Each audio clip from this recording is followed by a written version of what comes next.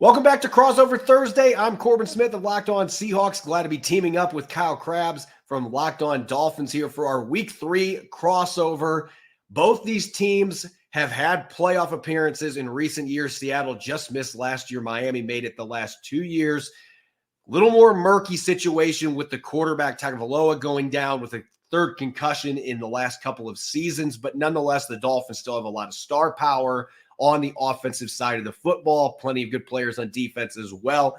They're not going to be taking this game lightly, and they're going to be looking to get the upset. Kyle, looking at Miami's situation with Skylar Thompson being under center, some of the changes that they've had personnel-wise on defense as well, what do you think the Miami Dolphins have to accomplish in this game to be able to beat the Seahawks on the road after making that super long trip cross-country?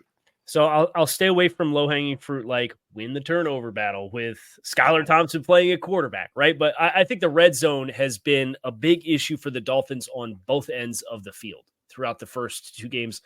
Miami is 2 of 6 on offensive possessions in the red zone, converting for touchdowns, and they are have allowed 4 touchdowns on 5 defensive trips into the red zone.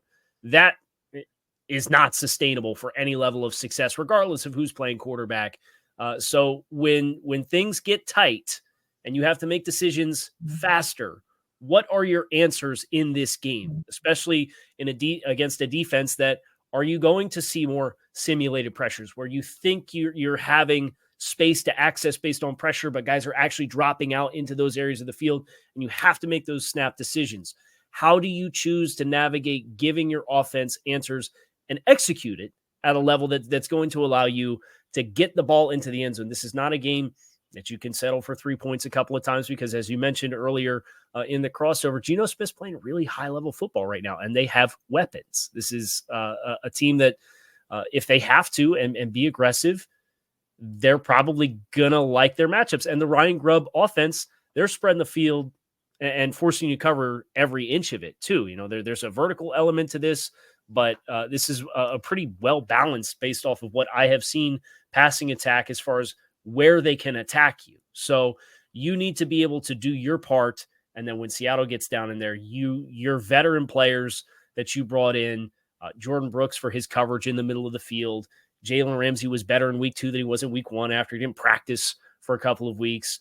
Calais Campbell up front alongside Zach Sealer.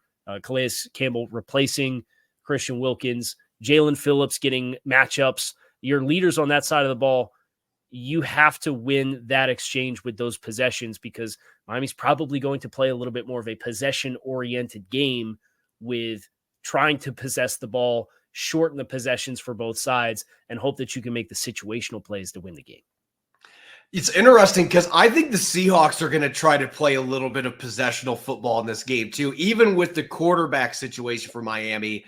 How do you limit Tyreek Hill and Jalen Waddle and A-Chain and all those explosive weapons? You keep them off the field. And as I mentioned earlier, it feels like this is a game that the Seahawks, one of the things they have got to get going, that run game was weak last week in New England. They really struggled to get it going until late in the game. They got a couple of decent runs from Zach Charbonnet, but they got to be able to get the blocking up front so that Charbonnet can get rolling downhill. He is not quite as explosive as Ken Walker III. Mm-hmm. It takes him a little longer to get up to speed.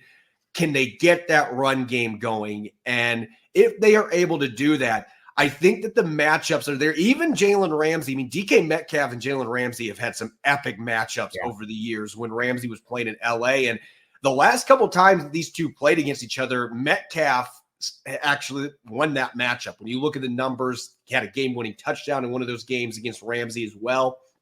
So Geno Smith is not going to be afraid to target Jalen Ramsey with DK Metcalf. But I look at the other matchups, Kendall Fuller going up against Tyler Lockett or Jack Smith and Jigba, who can play inside and out. I like the other matchups there if Geno Smith has time to throw. It feels like getting your run game going, at least having a complementary run game is going to be able to take some of that pressure. Don't let Jalen Phillips and some of those guys be able to really pin their ears back. So I'm looking offensively at this game, the run game, particularly between the tackles where they struggled last week.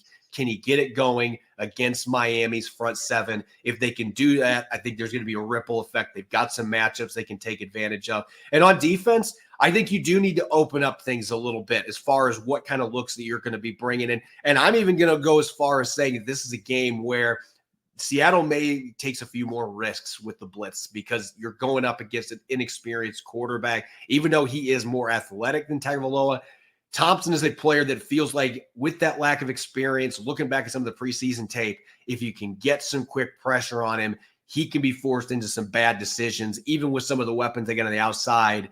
Make the young, inexperienced quarterback have to beat you in those situations. So mix in more blitzes, some sim pressures, maybe not open up the entire toolbox, but get some of those extra plays we haven't seen to this point and mix looks up a little bit, send some pressure from different levels of the defense, try to confuse the quarterback. I think if they can check off those boxes, the Seahawks have a really good chance to win this football game. As far as odds go going into this game, the Seahawks are a 4.5-point favorite right now.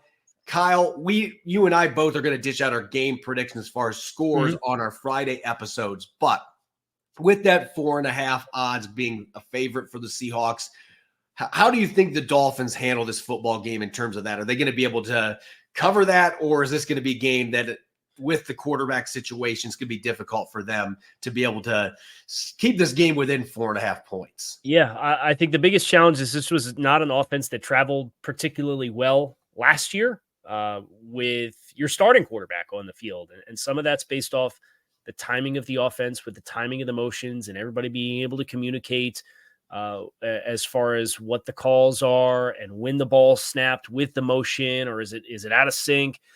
So it could go both ways, right? Where that in a very difficult place to play rears its head, or maybe it's simpler because you have to have the backup quarterback in, so you can't do as much. And maybe it gives the offense a chance to do some more simple things. If I were a betting man, and I'm not, but if I were, I would probably like Seattle with the 4.5 points at home, just because I don't know how well this offense travels in general. And then there's the layer of the quarterback change on top of it.